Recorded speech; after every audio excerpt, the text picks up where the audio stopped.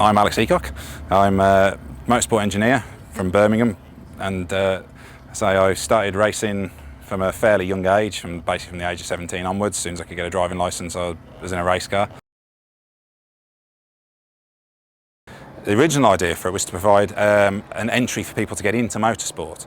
There's plenty of sort of cheap formulas out there that people sort of offer, but with this I wanted to offer something different. I see the Pumas as sort of halfway between the high end of club sort of racing and the sort of the bottom end of club racing. I wanted to make sure that if you built it on your drive, or whether you paid McLaren F1 to do it, the cars are all the same. You know, you should be able to win. If you on the day turn up and you're feeling in the zone and you're on it, you can win regardless whether you put the car together in your mum's garage or whether you've had a professional team build it.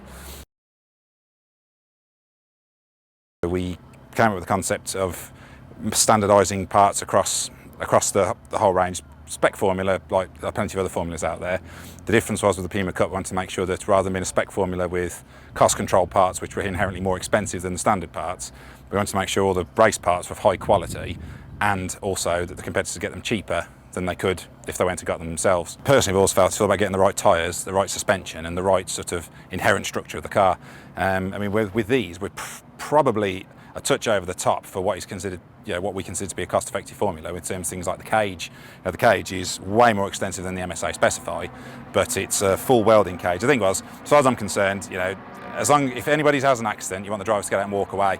And for the sake of saving a couple of £300 on a roll cage, I wouldn't even get a second thought. So we're probably, as far as I'm aware, I think we're the first sort of, one of the cost control formulas, if you like, that specify an international specification cage. We have a minimum of 6-point harness that you have to run in the series, and we've said it has to all be sort of FIA in-date seats and things like that, just to keep it, I think fairly soon the UK is going to be based around FIA rules, so we'll probably all have to be running dated seats anyway. Suspension kit was a unique kit that Gaz did for us.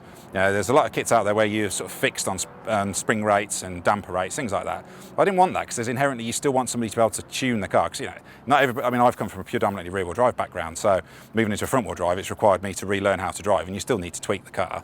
So we've left the spring rates free to people, but we did it, I thought it was clever anyway, we did the clever idea of actually testing the components on the suspension to make sure the kit people get is basically the best one they're going to get, and nobody has changed the kit since we've started selling them. The kit is virtually bang on. You might be able to tune the dampers a couple of clicks here and there to get a couple of more tenths of a second a lap out maybe, but all the spring rates and damping, pretty much everybody runs the same. The tyres are a very important choice. Always a big fan of Dunlop, always have been. They make a fantastic tyre, and the tyre gives a similar sort of feel to running on a slick tyre. Same sort of construction, it's that same sort of grip and slip that you get when you're running on a slick. So you're running one of these guys, you're getting that same sort of sensation the guys will be running on the sort of top end formula. So we went for those. Dunlop have been very good. We managed to get a deal with Dunlop, so they supply the kits tyres, vastly reduced costs for the Puma Cup competitors. They provide us hats, and they give us a bit of support. They've been really good. People can buy the parts. They can buy a kit of bits completely off us if they want. We can arrange them to get everything, every last nut, bottom washer you'll need to build a car. But at the same time, I didn't want to make it too restrictive to people, because as a club competitor, you might have a friend who deals in a specific sort of part or does safety equipment, things like that. That way, if you've got somebody you can beg, steal or borrow the components off, brings the cost down for putting a car together. So the bits that can be performance related, we've restricted, and you have to get off certain suppliers, but we've made sure the costs are down. And everything else is fairly open. You can get it from anybody But at the same time, we're quite open. People can phone us up and get it parts of us. There's a few people who've built Pumas and run with us. Good teams, good guys, who again, we can say, well, if you're near those guys, speak to them, and they'll all help put the package together, or at least point you in the right direction. We're very lucky in the fact we've got lots of suppliers who are involved with the series, and we've got people like Powerflex, Dunlop, and Mr. Tyre Motorsport in particular. They're the ones who are actually Dunlop's outlet, if you like, and they're the ones who've actually put the big deal together for us. Nick himself at Nicky Grist, he'll sort you out for safety equipment, and do a discounted rate for Puma Cup competitors.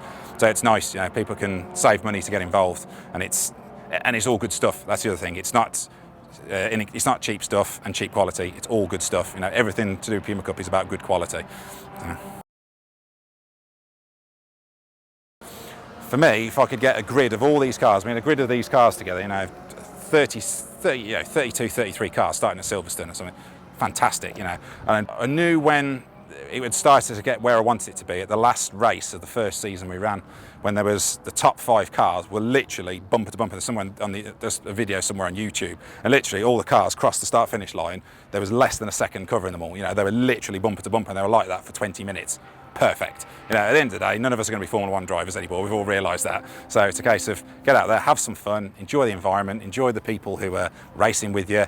Just get out, and at the end of the race, all shake hands and have had a good time. And that's what it's all about, you know.